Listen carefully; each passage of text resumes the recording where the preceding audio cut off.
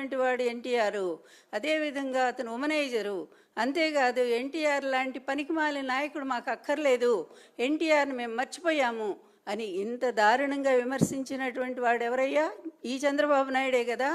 ఎందుకంటే అతని నోటికి హద్దే లేదు. అతనికి 1000 నాలుకలు ఉంటాయి కనుక ఇష్టం వచ్చినట్టుగా అతను మాట్లాడుతూనే ఉంటాడు.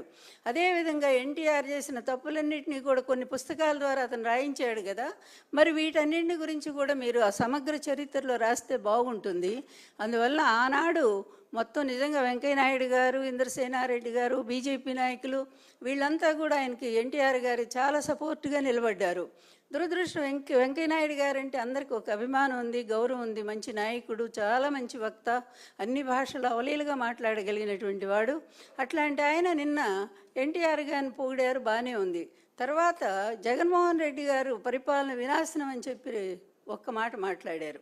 అది ఎంత బాధాకరం అనిపిస్తుందంటే, ఒక్కసారి వెంకయ్యనాయుడు గారు మీ సుదీర్ఘమైన రాజకీయ చరిత్రలో మరి మీకున్న అనుభవాన్ని మరి ఒక్కసారి పర్యవేక్షించుకోండి, మీరు ఒకసారి పరిశీలించుకోండి.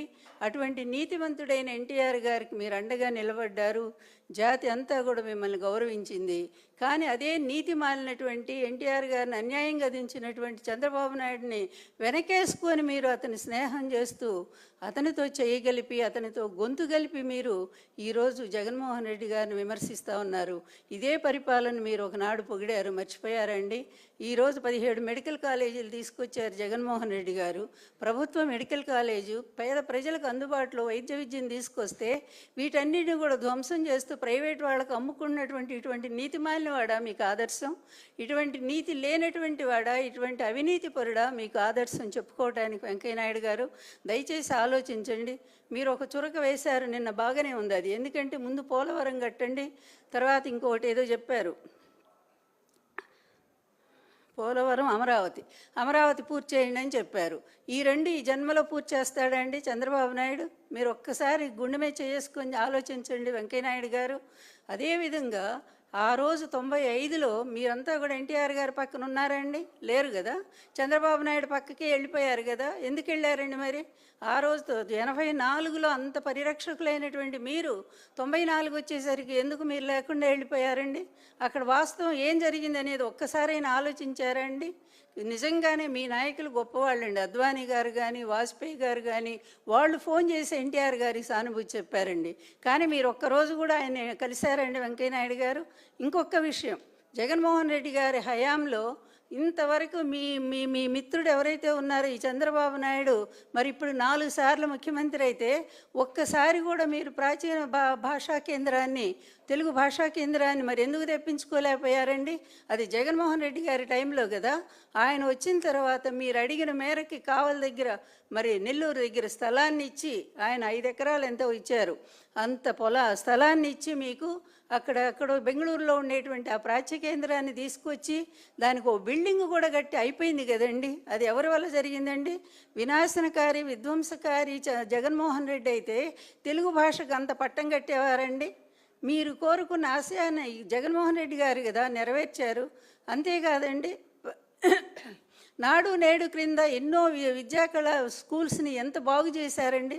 మీరంతా ఆ రోజు మెచ్చుకున్న వాళ్లే కదండి. ఒకవైపు పరిపాలన, ఒకవైపు సంక్షేమం, మరొక వైపు అభివృద్ధి. కొన్ని వేల కోట్లు, లక్షల కోట్ల పెట్టుబడులు సాధించింది ఎవరండి? జగన్మోహన్ రెడ్డి గారే కదా. అదేవిధంగా ప్రాజెక్టులు ఎవరండి తీసుకొచ్చింది? జగన్మోహన్ రెడ్డి గారే కదా. మరి ఇన్ని రకాల ఇటు ప్రజల్ని చూసుకుంటూ మరొక వైపు రాష్ట్రాన్ని ముందుకు నడిపిస్తూ వేగంగా తీసుకుపోతుంటే ఈరోజు ఎంత దౌర్భాగ్య పరిపాలన ఉందండి. ఈరోజు ప్రతి వర్గం కూడా తిరగబడేటువంటి స్థాయి. రైతుల పరిస్థితి ఒక్కసారి చూడండి, కన్నీళ్లు పెట్టుకుని ఏడుస్తూ ఉన్నారు.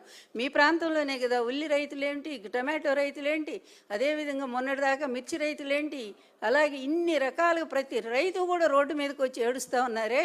ఇటు రైతు భరోసా కేంద్రాలన్నింటినీ కూడా మూతేసేసి వాటన్నిటికి కూడా దళారు చేతుల్లో పెట్టినటువంటి చంద్రబాబు నాయుడు మీకు ఆదర్శ నాయకుడు ఎలా అయ్యాడో చెప్పండి వెంకయ్యనాయుడు గారు. ఎందుకంటే మీరు ఆలోచిస్తారు కనుకనే మిమ్మల్ని అడుగుతున్నాం ఈ ప్రశ్నలన్నీ కూడా. విధ్వంస పాలన అయింది కాదండి. ఇదిగో ఈ చంద్రబాబు నాయుడే విధ్వంసకర పరిపాలన. మామను వెన్నుపోటు పొడిచి ఆయన పదవిలోంచి దించేసి చివరికి ఆయన ప్రాణాలు కూడా తీసినటువంటి వ్యక్తి. ఆ రోజు నుంచి ఈ రోజు వరకు రైతులు ఉసురు పోసుకుంటూ బతుకుతున్నాడండి. అవినీతిలో 6 లక్షల కోట్లకు ఎగబాకిన వాడు ఇతను ఆదర్శ పరిపాలకుడు ఎలా అవుతాడండి? అందుకనే వాస్తవ చరిత్ర జనార్దన్ గారు, మీరు నిజమైనటువంటి అభిమానే మాకు తెలుసు. అందువల్ల ఎన్టీఆర్ గారు నిజమైన అభిమానిగా మీరు దయచేసి వాస్తవ చరిత్ర అంతా, ఎన్టీఆర్ గారు లాస్ట్లో ఏం మాట్లాడారో ఆ విధంగా ఆయన వీడియోల్లో ఆడియోల్లో చెప్పిందంతా కూడా మీరు మరో పుస్తకం రాయించి రిలీజ్ చేయించండి, నన్ను కూడా పిలవండి, చక్కగా ఓపెనింగ్ నేను కూడా వస్తాను. అంతే తప్ప ఇలాగ అబద్ధాలను మోసుకుంటూ ఇటువంటి మరి ఒక వెన్నుపోటుదారిని మీరు భుజాన మోసేటువంటి పరిస్థితి తీసుకురాకండి. ప్రజల్ని మళ్ళా ఇంకొకసారి తప్పుదారి పట్టించకండి. వాస్తవ చరిత్ర అనేది ఎప్పుడు కూడా చరిత్ర, అది కళ్ళ ముందు నిలబడుతూనే ఉంటుంది, మరింత బలంగా నిలబడుతూ ఉంటుంది. నేను కాకపోతే నా తర్వాత కూడా ఇంకా కొంతమంది ఈ చరిత్ర నిలబెట్టడానికి ప్రయత్నం చేస్తూనే ఉంటారు. కానీ ఇతను చేసిన చరిత్రకు చేసిన ద్రోహం, ఎన్టీఆర్కి చేసిన ద్రోహం మరొకటి మీరంతా అడుగుతున్నారు, ఎట్లయినా భారతరత్న సాధిస్తాం. ఆ మాట అనే ముందు సిగ్గుపడండి, ఒక్కసారి సిగ్గుపడండి. భారతరత్న ఎట్లయినా పక్కన ఎవరిని పెట్టుకోనండి, ఆ వెన్నుపోటుదారిని పక్కన పెట్టుకొని మీరు భారతరత్న సాధిస్తూ ఉంటారా? భారతరత్న వాజ్పేయి గారు ఇస్తా అన్నప్పుడు వెంకయ్యనాయుడు గారికి కూడా తెలుసు. భారతరత్న ఇస్తానన్నప్పుడు ఎవరండి అడ్డుపడింది? ఇదే చంద్రబాబు నాయుడు అడ్డుపడ్డాడు. అదేవిధంగా మరి దేవగౌడ ఇస్తానన్నప్పుడు ఇదే చంద్రబాబు నాయుడు అడ్డుపడ్డాడు, ఈ కుటుంబం అడ్డుపడింది. ఈ విధంగా ప్రతి ప్రధాని కూడా ఆఖరి మోడీతో సహా ఎన్టీఆర్ గారికి భారతరత్న ఇవ్వడానికి సిద్ధపడితే ఈ కుటుంబం ఆయనకి రానియకుండా అడ్డుపడుతూ సిగ్గు లేకుండా మళ్ళా రోడ్డు మీద అందరి కోసం మాట్లాడతారండి. భారతరత్న ఎట్లయినా సాధిస్తాం. ఎంత దారుణం అంటే ఇటువంటి అబద్ధాలను వినటానికి ప్రజలు ఎవరు కూడా సిద్ధంగా లేరు. అదేవిధంగా నేను బ్రతుకున్నంత వరకు కూడా ఈ అబద్ధాలు మాత్రం నేను కొనసాగనివ్వనండి. ఎంత మోసం అండి, ఎంత అబద్ధం, ఎంత అవినీతి, ఎంత దారుణమైన వెన్నుపోట్లు ఎన్టీఆర్ గారి జరిగినాయో. గుండెల్లో గుణపాలను గుచ్చేసి ఆయన ప్రాణాలు తీసినటువంటి దుర్మార్గుడు ఈరోజు ప్రజల ప్రాణాలు తీస్తూ ఉంటే అట్లాంటి వాడిని ఒక పెద్ద వీరుడిగాను సూర్యుడిగా పొగుడుతూ మీరు పుస్తకాలు రాయిస్తారా? ఇట్లాంటి పుస్తకాలు ప్రజలు చదువుతారని అనుకుంటున్నారా? నిజమైన చరిత్ర రాయాలనుకుంటే రాయండి. వాస్తవంగా ఏం జరిగిందో ఎన్టీఆర్ చివరి జీవితం రాయండి. అప్పుడు నిజంగా మిమ్మల్ని హర్షిస్తారు. గ్రంథ రచయితకు కూడా నేను చెప్తా ఉన్నాను, చివరి చరిత్ర 84 ప్రజాస్వామ్య పరిరక్షణ కాదు, 94 ప్రజాస్వామ్య పరిరక్షణ పుస్తకాన్ని మీరు రాస్తే చాలా సంతోషంగా ఫీల్ అవుతాం.